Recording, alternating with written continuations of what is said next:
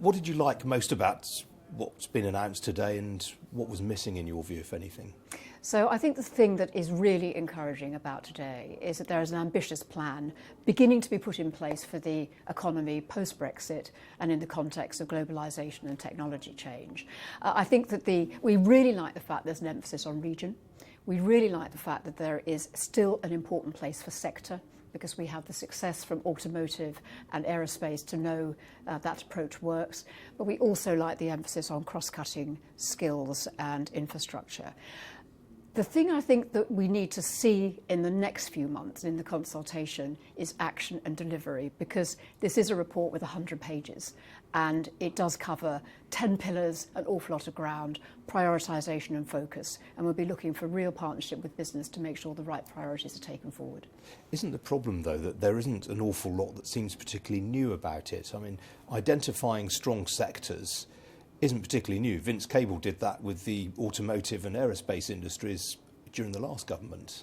I think we don't necessarily need completely brand new ideas. I think what we do need is joined up thinking and joined up planning across government and business. So I think you're absolutely right, Ian, to highlight the successes of the past. And last year we talked about the contrast between a tale of two sectors, the steel sector, where there hadn't been joined up thinking and a strategy, which was clearly very challenged, and automotive, where there had been. So I think we can draw on the lessons of the past. I think there are some new things here. I think the emphasis on region, the emphasis on what government is calling place, and the really, really important emphasis on technical skills. So it's something the CBI has been talking about for a long time, the vocational training, and particularly in the context of digital change and robotisation and AI. We are going to need to get better, much better, at reskilling the next generation. Isn't the implication in all this so that fewer people are going to go to university in future and that they're going to have to do technical apprenticeships instead? I think one of the things that's quite interesting is the emphasis the government's placing on creating a kind of balance of esteem. I think that's a very worthwhile objective, so that there are two really, really viable tracks for young people to follow that don't have a kind of sense of one being better than the other.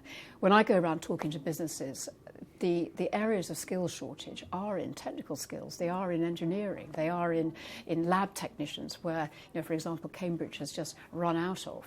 So we know the economy has a need. We know we have young people who want fulfilling career paths. I think this is a real opportunity to balance them up.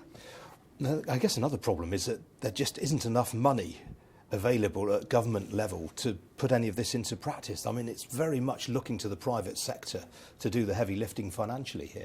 Well, I think that is a real challenge, which is why I go back to prioritisation and delivery being the challenge for the next stage. And we're looking forward to working closely with the government, regionally and by sector, because absolutely right, there needs to be prioritisation.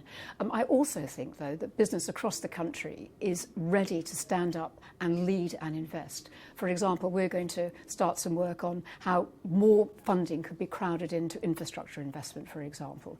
We think there's plenty of appetite for that, and to start coordinating that, I think, is a private sector opportunity. Could the regional piece be boosted if you encouraged more competition between regions, allowing them to set differing levels of taxation, for example? I think that the idea of differing levels of taxation is one that's worth looking at, but I think we need to be careful, because one of the great things about the UK at the moment is it is a single market, and ease of business across the country is very important. But I think what is also true is that we know that regions differ greatly. We've just done a big piece of work at the CBI on differences in regional productivity. And I think there are real opportunities from the prize of devolution. We have metro mayors coming in later this year, and the opportunity to think differently, particularly actually about local skill levels, and joining up universities and businesses to make sure we have the right skills going into those businesses. So regions are different. I think tax we need to be careful about. So if you had to give Greg Clark and Theresa May a mark out of 10 for this effort today? High marks. I mean, I think that the comprehensive approach, the idea of needing a plan, putting it in the context of the antidote and the response to Brexit, really, really welcome.